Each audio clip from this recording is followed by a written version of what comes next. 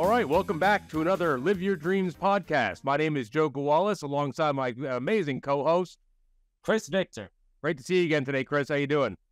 I'm doing excellent. How about yourself? Oh, good, man. Very good. I'm actually very, very excited today. We have an incredible guest on. This guy is a truly inspirational individual as an actor, as a person. He's had roles in such blockbusters as Analyze That alongside Robert De Niro, and a pinnacle role in The Sopranos as the ill-fated Sean Gismonte. Please welcome to the Live Your Dreams podcast, the incredibly talented Mr. Chris Tardio. Some introduction. Thank you. Oh, man, really. You are, a real inspiration to me. I know we don't know each other too well personally. I know you and Chris got to work together on, Will DeMayo's Gravesend, and you guys have done some work together. But I have come up in that generation that idolized The Sopranos. I love that show. Analyze That. So I grew up watching you. You know what I mean? Like, that's when I was getting involved with film school and everything going on. So I love that season. I love that character. And really, you're an inspiring guy. Thank you so much for coming on. It's great to hear. Thank you. No, absolutely. So really, you had some major roles in some really big productions. What got you started in this whole business? What kind of gave you the bug at the beginning that said, Chris, I may want to be an actor? When did you say that to yourself when you kind of started doing this thing?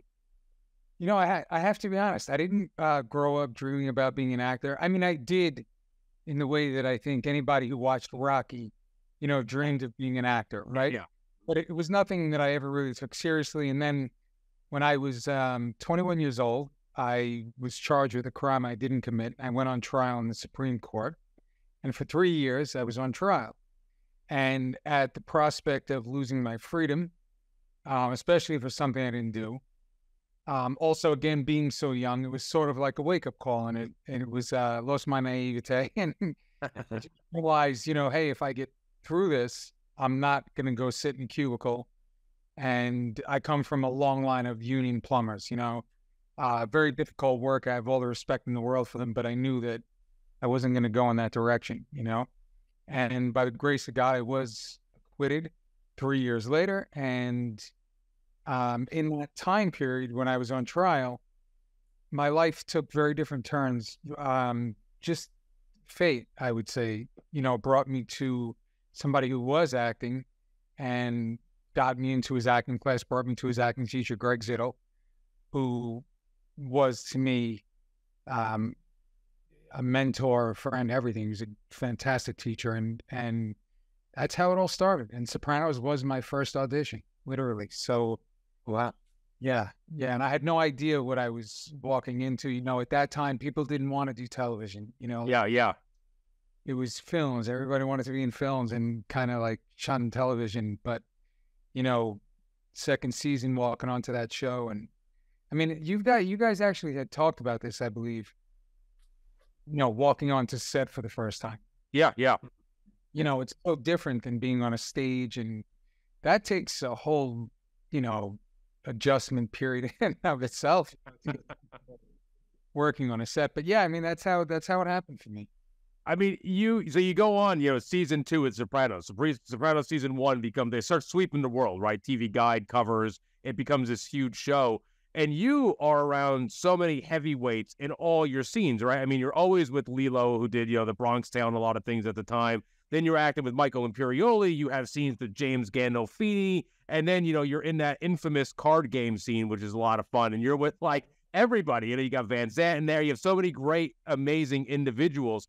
Now, again, talk about coming on set, not just for the first time, but how does that feel when you're looking around you in your first real show and one of your first auditions, and you're like, wow, look at these people that I'm getting to spend time with, especially even Steven Van Zandt, who's not only famous for Silvio, but, Bruce Springsteen's band and whatnot. So amazing, right?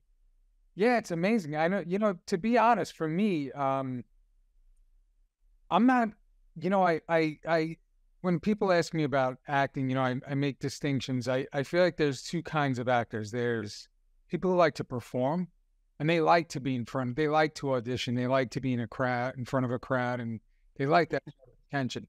I don't like that at all.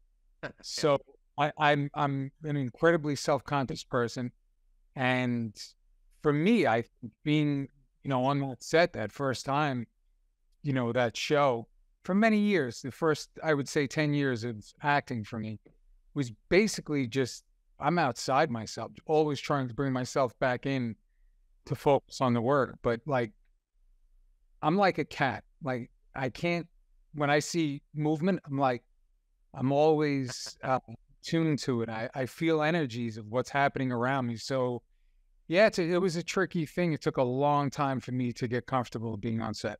I'm sure. I'm sure that's going to be great for a lot of young actors getting into the business to hear, because I know all of us at that first time, especially on a show like that. I mean, that's just legendary. But for any actor, even if they're on a short film or a student film, that first time the lights come on, you hear action. So many young actors, probably get that feeling in their gut and say, well, maybe this isn't for me. They have to know everybody goes